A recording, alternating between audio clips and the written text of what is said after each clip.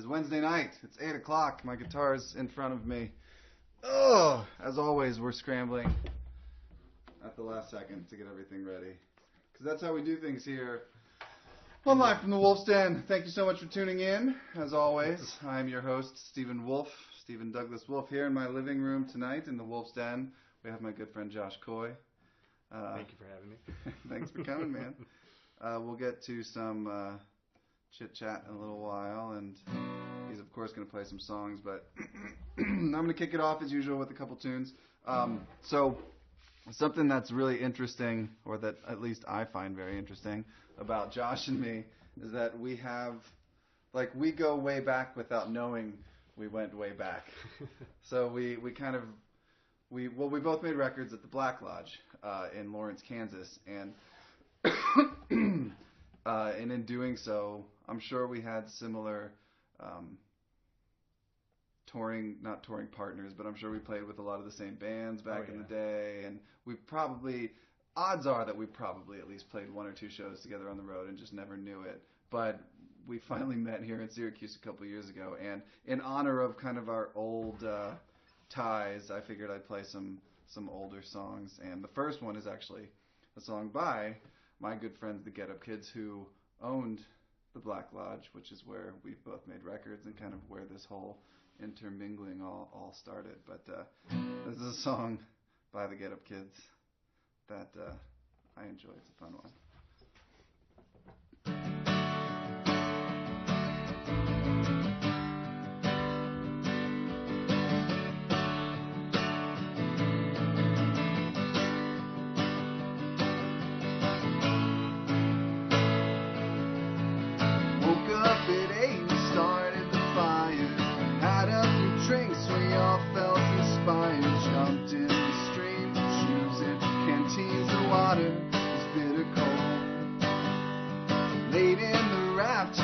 Started moving, the current just sang, the song was so soothing. We stopped along the way on a beach gravel road in a beautiful day. Our boats collide, we feel the breeze. We stay afloat and make the most of everything. I knew we had sprung the ropes in the woods, missed all the danger stakes and the floods, burned by the rays next to our legs, the water so bitter cold.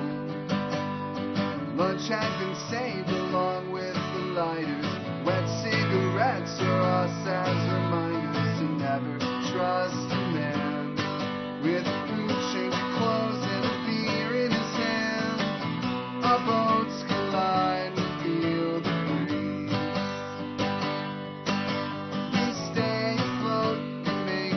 Most of everything. The sun would set, the shows would shine, the trees would shake, we'd all feel fine. Let's take the moon and make it shine for everyone.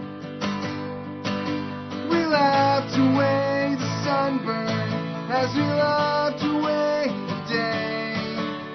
What we lost means nothing, but the memory caught the last bus with no time to linger. The driver seemed to be missing a finger. I turned and looked away to the bus gravel road and a beautiful day. Our boats collide, we feel the breeze. We'd stay afloat and make the most of everything. The sun would set, the stars would shine, the trees would shake, we'd all feel fine. Let's take the moon and make it shine for everyone. Let's take the moon and make it shine for everyone. Thanks, man. That's awesome. So, that was a fun one. And so I figured tonight, I do have cheat sheets down here, by the way, because I don't really play covers very often. I was looking at the cheat sheets. Yeah, that's all right. That's what they're there for cheating. So I figured, why not just keep it with some old oldies, old covers. I gotta mention something about Get Up Kids. Go for it. I always loved Jim's songs on all the Get Up Kids records. Yeah, that's one of Jim's songs. And as they kind of progressed, he sang less and less on the albums. And then I was kind of bummed. And then I discovered, like, 8 years late, Blackpool Lights. Mm-hmm. And I was like, it's a whole album of Jim singing. I was like, this is amazing. Yeah. Blues, what's it called? Oh, what's that record called? I don't know, it has an interesting drawing of a kid, like... Yeah, like racing off and... something. Yeah. Anyway, that's a good record. Yeah. Sup D, good work. So yeah, and keeping in theme with playing Friends by Old Songs. Songs by Old Friends. This is one... You're going to play the Rembrandts?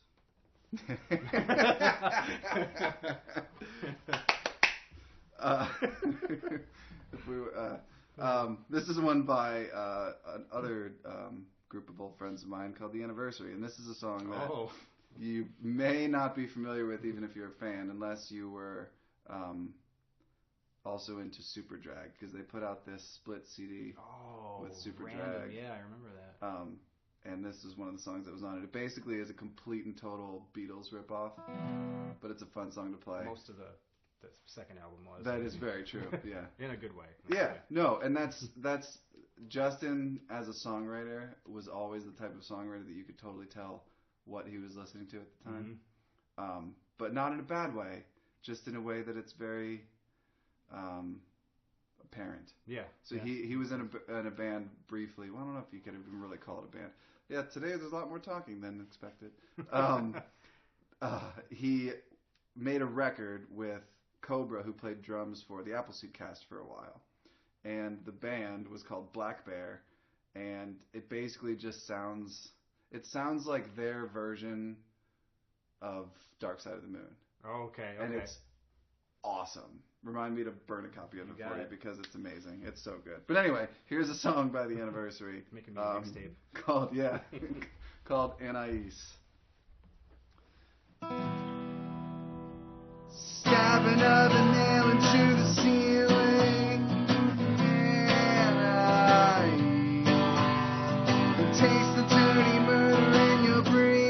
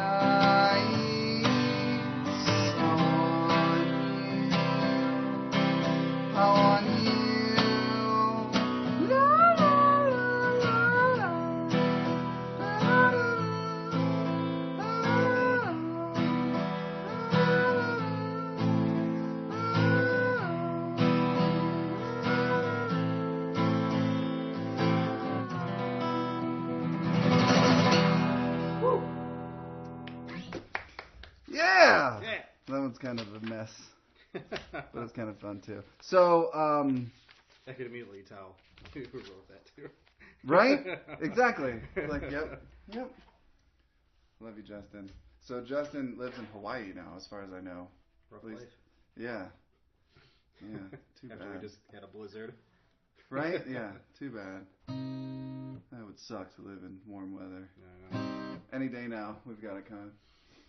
So this will be the last song I'm going to do for you, and then we're going to let Josh do his thing. And this, I do not know these guys. But it's another song from roughly that same era, a little bit later. Or let's say it's a band from that era that still exists now, but this is a song from kind of in between the early aughts and or late 90s and the now. So, but you might know this one. It's a Death Cab for Cutie song. And my own kind of weird little acoustic-y, finger-picky take on it. Wind picked up, the fire spread. Wind picked up, the fire spread. The grapevine seems left for dead. And the northern sky looked like the end of days. The end of days. Wake-up call to a rented room sounded like an alarm of impending doom to warn us it's only a matter of time before we all burn,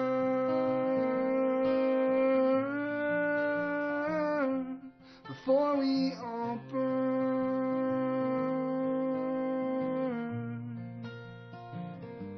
before we all burn,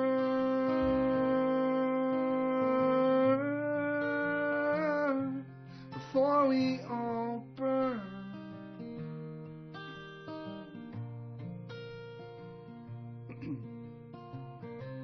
We bought some wine and some paper cups near your daughter's school when we picked her up and drove to a cemetery on a hill. On a hill. We watched the plumes paint the skies gray. We laughed in plants through the fields of graves. And there I knew it'd be alright, and everything would be alright.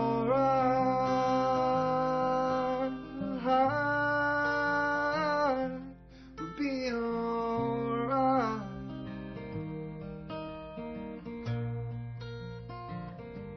Would be alright.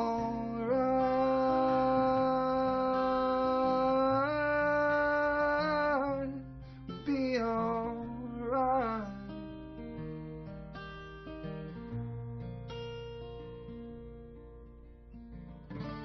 And the news reports on the radio said it was getting worse as the ocean air fanned the flames. But I couldn't think of anywhere I would have rather been to watch it all burn away, to burn away,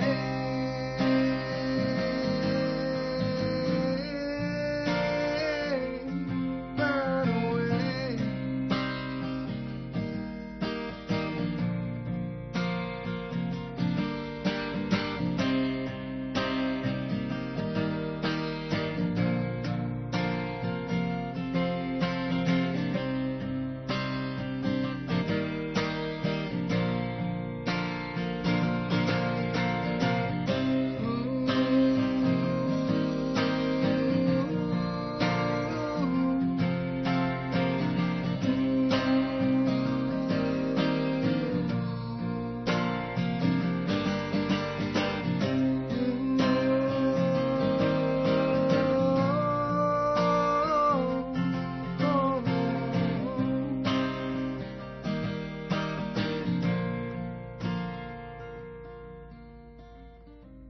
The firemen worked in double shifts with prayer for rain on their lips, and they knew it was only a matter of time.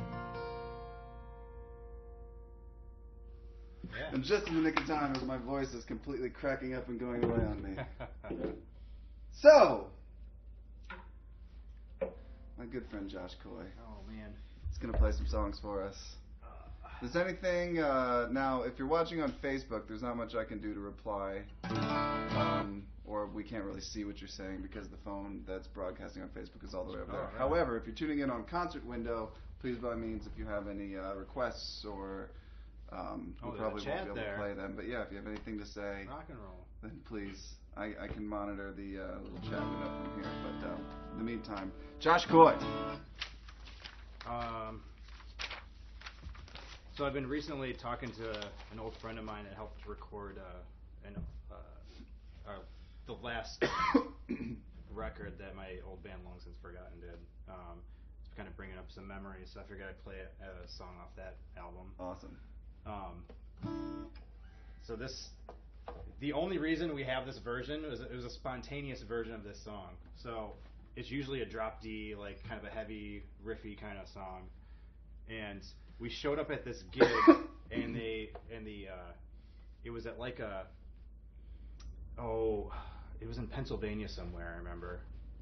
And the venue ended up being like a church where they host like bands. Mm-hmm. And they asked us to play acoustic. Oh, jeez. So we're like, okay, all right. So just kind of impromptu, like we just started playing this lick, and we just played the whole song acoustic somehow without drop D to, and I think my brother like drop D, his bass too. Yeah. So. Wow. So yeah, that's the only reason I even have it in the thought that I could do this song acoustic. So awesome. This one. So thank you for Pennsylvania churches. Yes, thank you Pennsylvania churches in random venues. The song had its working title from the movie, Super Troopers. Nice. It's called Large Farva. Awesome.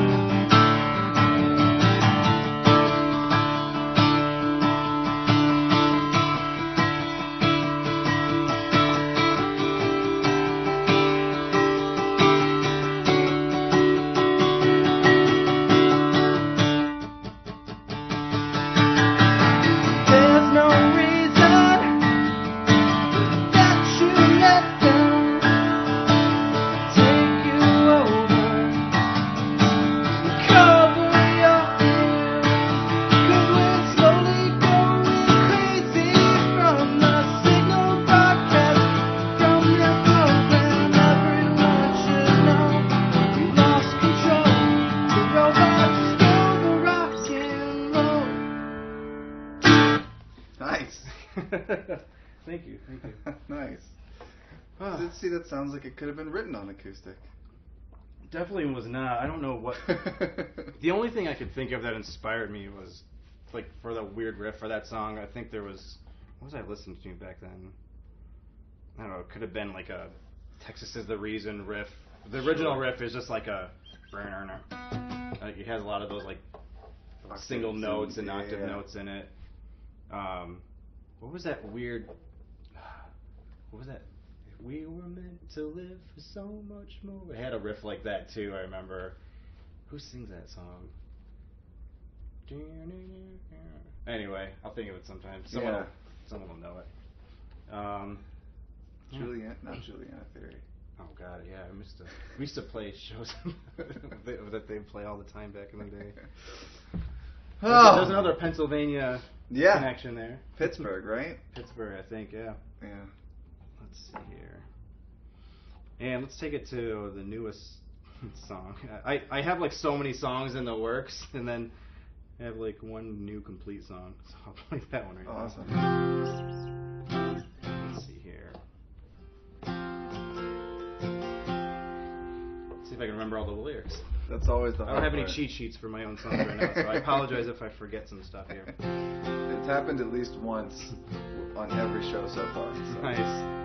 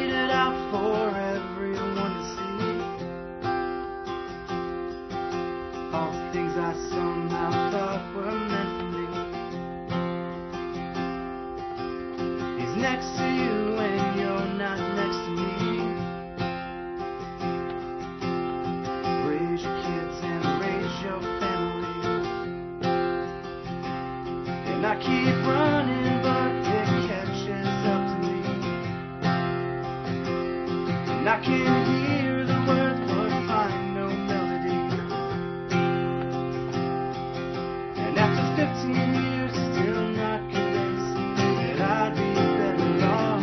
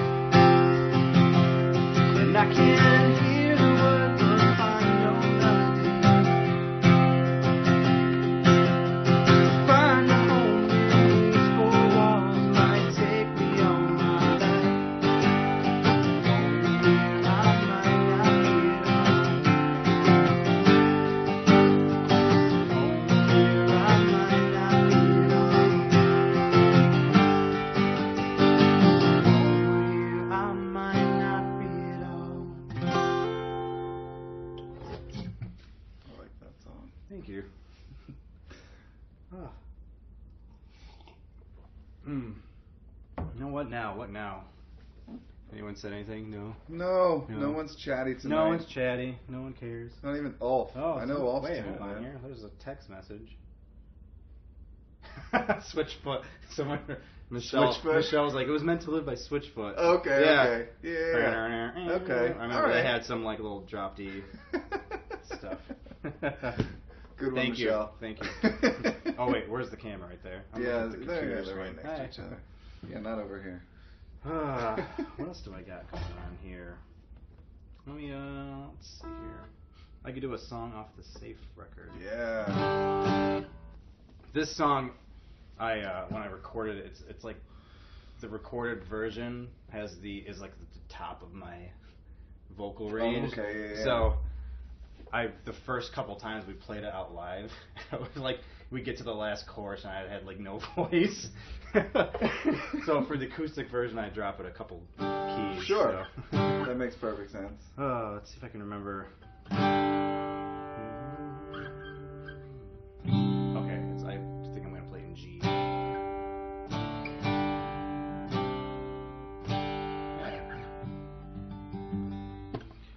Let's see, what is that? I don't remember the first.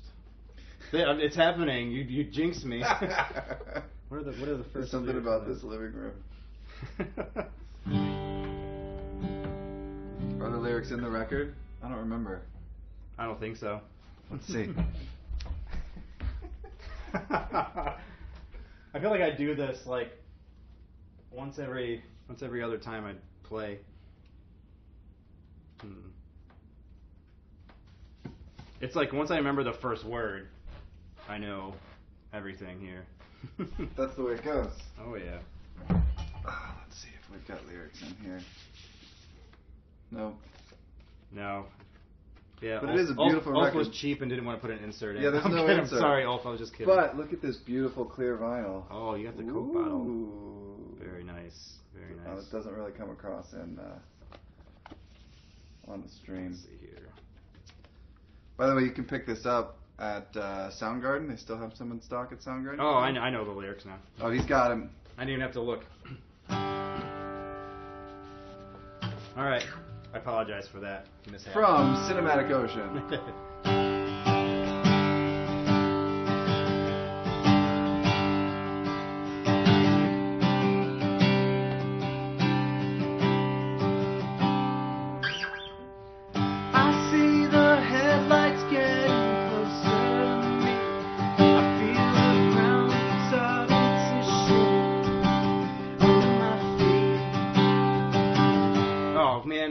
There it goes. I just lost him again. Maybe I'll come back to that one. Okay. I hope no one really cares as they're watching this. Well, I got another message. Thanks, Jeff. The lyrics. No. What else should I play here? I know I can do Hear Our Song. Let's do that one. Which one? Hear Our Song. Oh, okay, yeah. It's like right before that song on the record. Maybe that'll jog my memory. Exactly. It's just like it'll be like reading a book.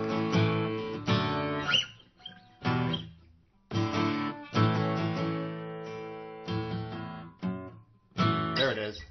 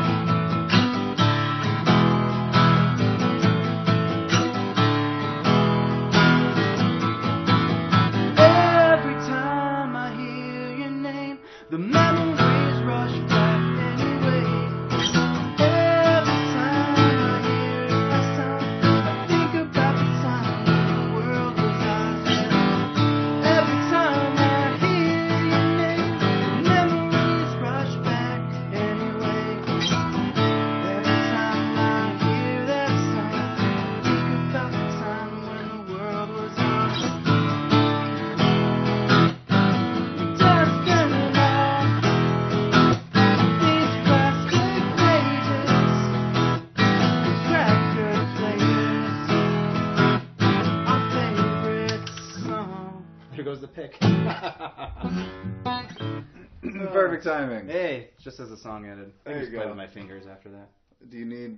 you have these really little thin ones. Um, Oh, you know what? I can just use... Here, I've got... Courtesy of Chris Riley's Forgetfulness. Oh, thanks, Chris. Great band, by the way. Trench, yeah. Trench is amazing. Chris's episode a couple weeks ago was fantastic. Oh, And he sweet. forgot his pick. I got Chris's. So, Josh, I'm going to use your pick, Chris. But before that, let's have a little talk. All right. So, as I said, Josh and I sort of probably crossed paths without knowing it many years ago, but we were finally introduced to each other here in Syracuse by Ulf Osterley. Ulf, I never know how to pronounce your last name. Osterley? Ulfo. Ulfo. And hit it off like we had been friends for forever already. Oh, that was right. He invited me over to the that session with Jonah. Sub Rosa. Yeah, the Sub Rosa Sub session. Rosa session. Yep. Yeah. Yep. We literally talked. We started talking, and it was just like, "Oh, hey, buddy." yeah. Seriously, it was Crazy. like, it was like we were old friends that had just not seen each other for a little while. Yeah. Because we like knew all the. I don't know. It's like one of those things where we kind of came up in music at the same time. Mm-hmm. So we have a lot of crossover with the songs we listened, with the bands we listened to, and with what we did back then on the road and stuff. So it was really, really cool. Random venues. Yeah, exactly. Restaurants you go to. Oh yeah, that's right. We got to do a huge discussion about I can't remember which Chimex bar. place. Yeah. Well, Yeah. Jasmine's down the street from the Black Lodge. Yep. So Jasmine's. there was a restaurant down the street from the Black Lodge called Jasmine's that when you walked in, the left side of the restaurant was all decorated in Mexican decor, and the right side was all in Chinese decor, and you could get anything you wanted from Mexican or Chinese cuisine. If you wanted fried rice and an enchilada, you could get it. You could absolutely get that. If you wanted a quesadilla and some crab rangoon, have at it. And the crazy thing was... It was amazing. It was. Both sides were equally good. Anyway, so that was pretty fantastic. But you all may know Josh from bands like Long Since Forgotten, or as we talked about a little bit ago, and I showed you the record for, Safe. I can remember lyrics. He'll get them in his head while we're talking here. This is all going to jog, and he'll play Lord Dobler for you guys because I know that's the one everybody wants to hear. But he is one of those guys that you can tell is always thinking and is always working on new material, and I know that he is because I get to get little previews of it here and there from time to time. But we also worked together last year on a little show that we did at Funk and Waffles for the 20th anniversary of Pinkerton. So we've done a lot of work together, but the spirit of this show is about songwriting. So I want to dig in a little bit with you about your songwriting process. Like, I know you do a lot of recording to work through songs. But kind of talk through that process. Like, how does it? Are you building up piece by piece at a time, or do you kind of map out one song and then kind of go from there? Tell me about how your process usually works. I probably have the most ADD process ever, if you can even call that process. So I mean, pick a song and it's just like it's probably almost completely different. Right. There's some songs where you just like you start playing the first chord and then you just have it within 5 minutes. A lot of times when that process happens, like with that song Home, right? I still have a demo version. I'm still working on it with a band at the moment. But for the demo, I literally I recorded the whole song in my phone. And I think I'd been working on the lyrics. That was one of the random songs where like the lyrics all mostly came first. Just sort of flowed. Yeah, and then I had the guitar part, and then I just did a quick demo together, and then this is my old roommate Adam makes fun of me. Not makes fun of me, but he was like, he gave me a fake award at work where Josh is the one that's most likely to disappear in his room for 2 days and come out with a song. Like, and that's kind of what happened after I remember being up for like 6 hours, and then he like stumbled in, I don't know, after falling asleep on the couch, and I was like, hey, you want to hear this song I did? And it was like the whole and thing. It's totally done. Yeah. Nice. So a lot of times it's just like, if I want to hear a demo, I just won't stop until I have a whole thing that I can listen to analyze it. And then other times I'll have like a little riff folder of just like ideas, and once in a while I'll go listen to that, and then one will pop out at me, like a little 10-second snippet of something I wrote, and then I'll just write a whole song based on that. Nice. So it's literally all over the place. Yeah, different. Sometimes you just have a bass line stuck in your head, or like a melody line, and you just have to write something to it. So I definitely know that feeling. So how long has it been now since you've been on the road? It's been a long time since actually, you know what? It had been a while. So the last like tour we did with Long Since Forgotten, I think, was in like 2007, 2008-ish, probably around there. And then I was doing a bunch of little different side projects, anywhere from a horror punk band to recording hardcore and punk and folk demos to for like producing for bands, to a more edgier kind of rock band. I have like little demos from all those kind of bands and stuff. And then I did that. Me and my buddy Brian, we did the whole Safe record by ourselves, basically. Had him record the drum tracks for me, and I did that, and then basically used some connections and had my buddy Jay knew some people, and we ended up doing our first show ever with that band in it was in like Cleveland, Ohio. Really? On tour with what is it? Why am I drawing a blank here? This is me with. If you ask me any celebrity from I can picture them. I can never remember their name. Yeah. I'll think of it at some point. But no, we just did our first shows were a tour. Yeah. And that was in 2012, that era, nice. 2012, 2013. So, and we did probably like 2 or 3 little mini tours with that band. So it's been a few years since I've been on the road. But. Do you miss it? Yes and no. I miss playing shows. I don't miss the process of being on the road and trying to and wondering, if the promoter's gonna stiff you, if you're gonna. Man, do I have to like put this next meal on my credit card? That you know what I mean, stuff like that. Where am I gonna sleep tonight? Oh yeah. Where are you gonna sleep? Yeah. I will say this: like all the tours that any of the bands I've been in have been on, like the people have been so super nice. That was definitely one thing we always ran into was just a glut of insanely nice people. Oh yeah.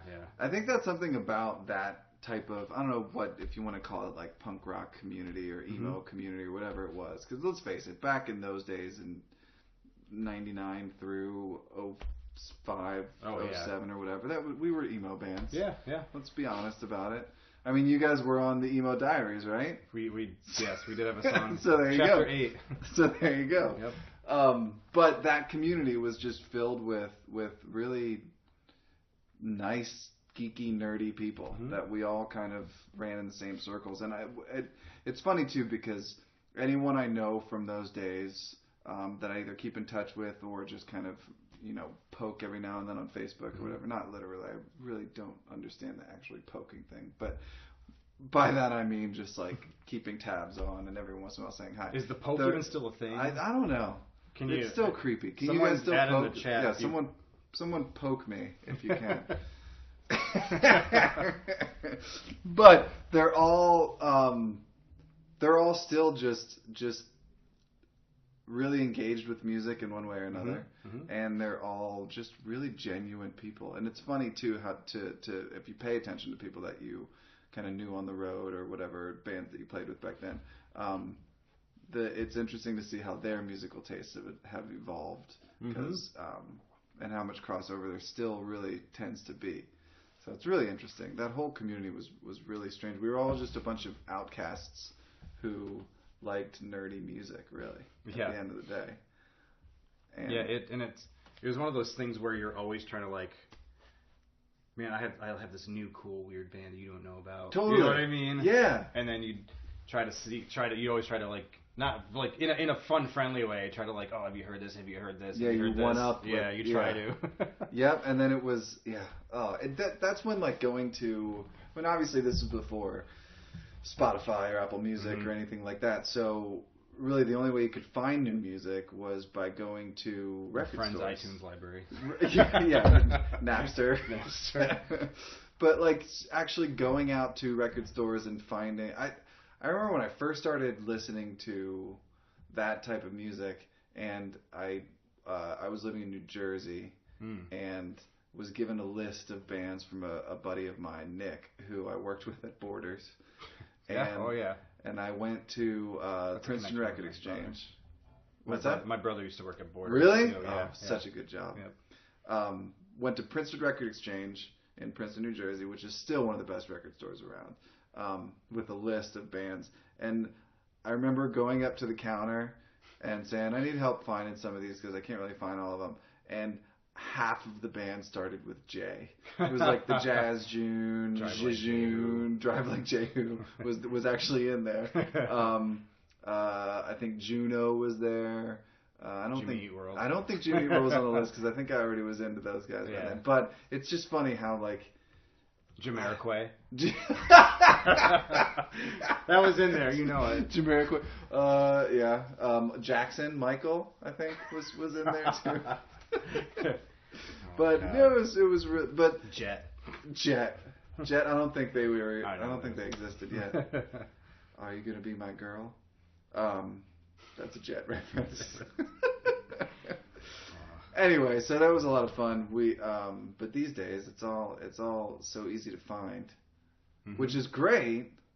But it's interesting. There's that effort that's missing. So instant gratification.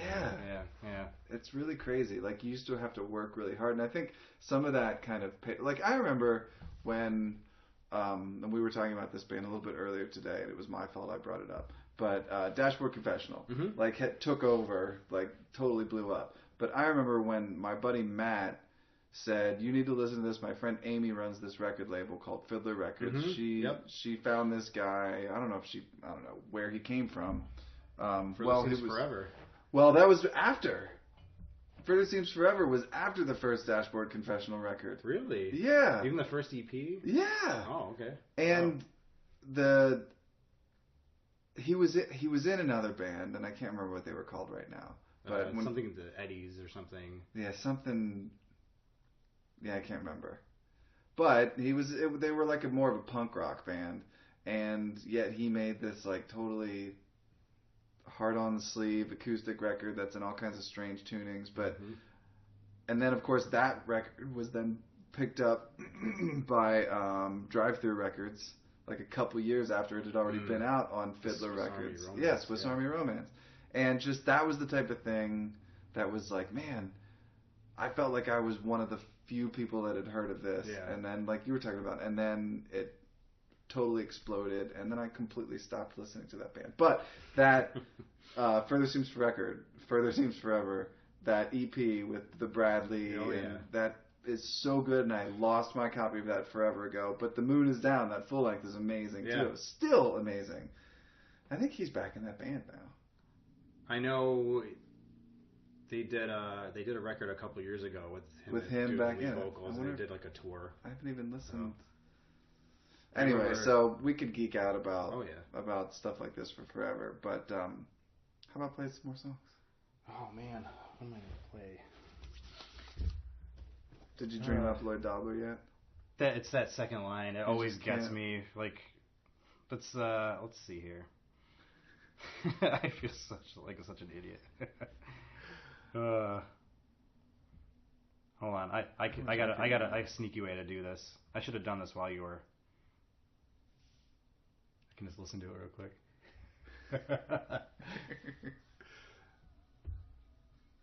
While he does this, you got it?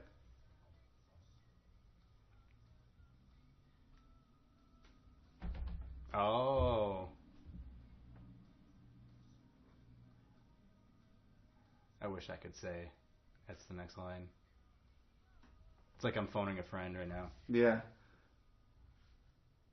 Would you like to use a lifeline? Let's Give this one a go.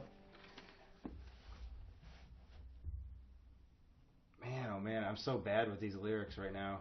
We'll do something else. That's all right. Well, I could do something. Let me try to do something off the first album. All right. Yeah. Cool. Okay, I have a story about this one. So we mentioned Black Lodge Studio. It was renamed Black Lodge when the Get Up Kids bought it. It was originally called the Red House. And I remember when we were just kids and we had written all these songs we were finally super proud of, and we were like, man, we need to like record these where they sound good. And the name that kept coming up was this guy Ed Rose. And any record that he had his name on, it just had these awesome drum sounds, and that was something that we were really stoked on. There was a record by a band called the Casket Lottery. Choose and Bones. yeah, and then we just it was actually the record that really got us was the one after that one. Oh, the one with Dead Deer. Yeah, with Sean. that song specifically. Just listening to that drum intro after the little noodly guitar thing, and we're just like, yeah. Sorry. And that that's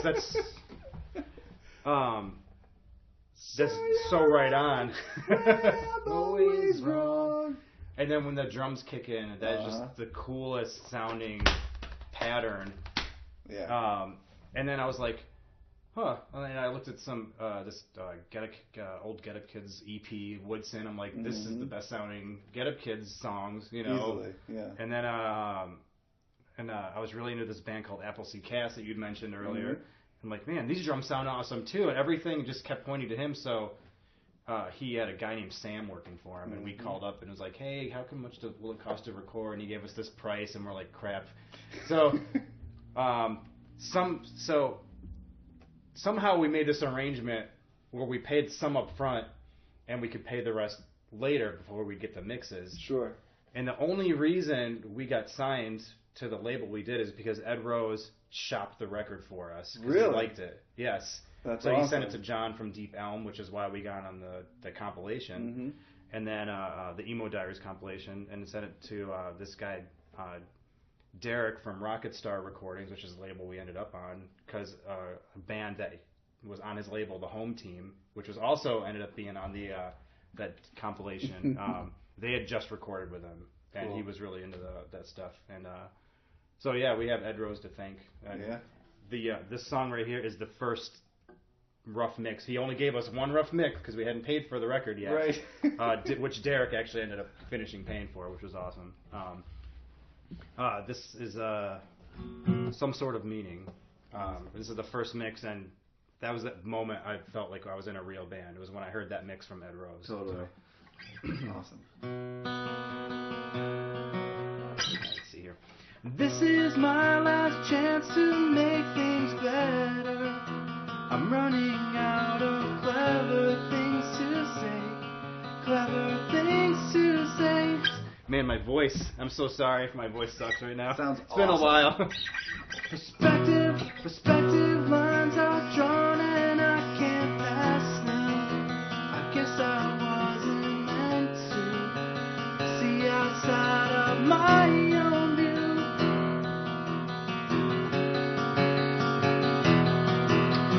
So in between phrases and speechless, what do you do when words won't do? But if that's okay with you, my actions come through with some sort of meaning to all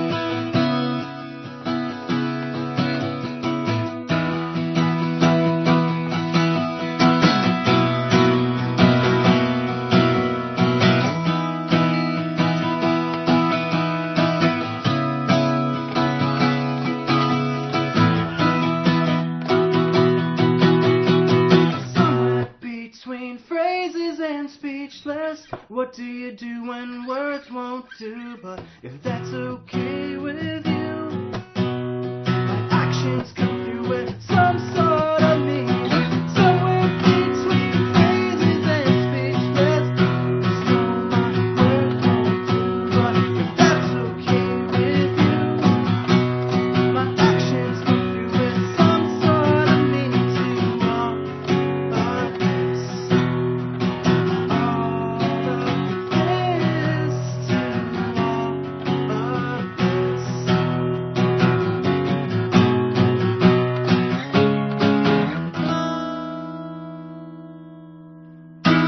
Nice. That's that song. Nice. You want to talk anymore?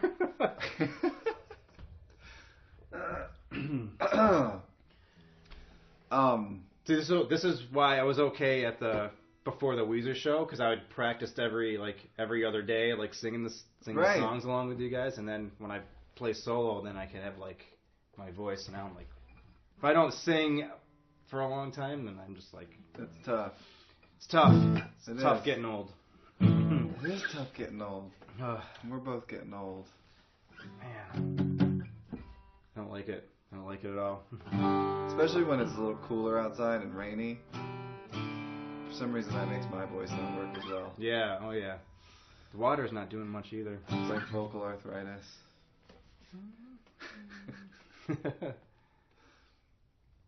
All right, let's try it. All right.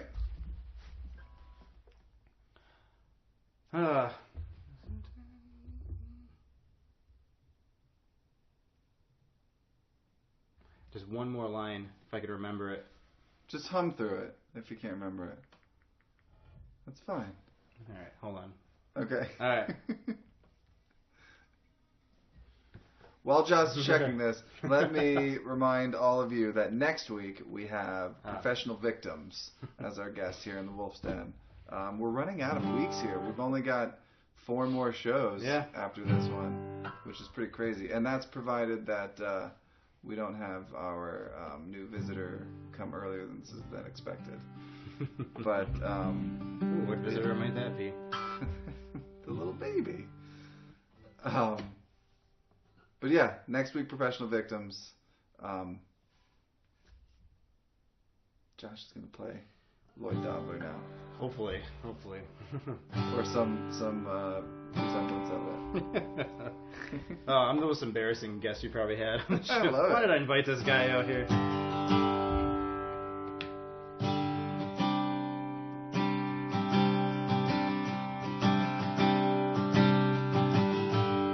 It's weird because we usually have this like Yeah.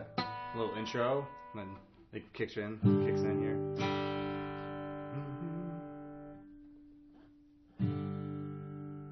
Oh my god. Let's try it. All right. I see the headlights getting closer to me. I feel the ground starting to shake under my feet. It's in slow motion and I can't look away. I've got my feet stuck in the ground and I've got nothing to say. You caught me all off guard.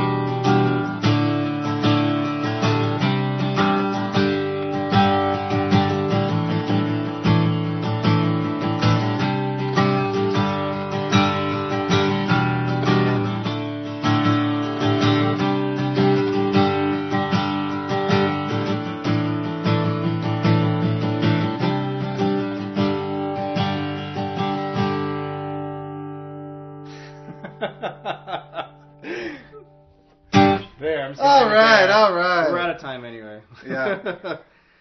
Uh, Well, Josh, thank you. Hi. Thank you for joining me. Thank you. Thank you It for. was a blast. Hey, at least I remembered some lyrics to. a That's couple exactly of them, right. so. Thank you all for joining us. I promise if I ever play out live again soon, which is hopefully soon, Yeah, I will know everything, all the lyrics. I love it. And that's what this is for. This is supposed to be fun and impromptu and off the cuff. So I had a great time. I hope you guys had a fun time watching it. I hope you had a good time being here. Yeah, it was fun. It was Thanks, fun. thanks for joining me. And as I said, next week is Professional Victims. Thank you all for tuning in. They will know all their lyrics, I promise. They will. Probably. Probably. See you all next week.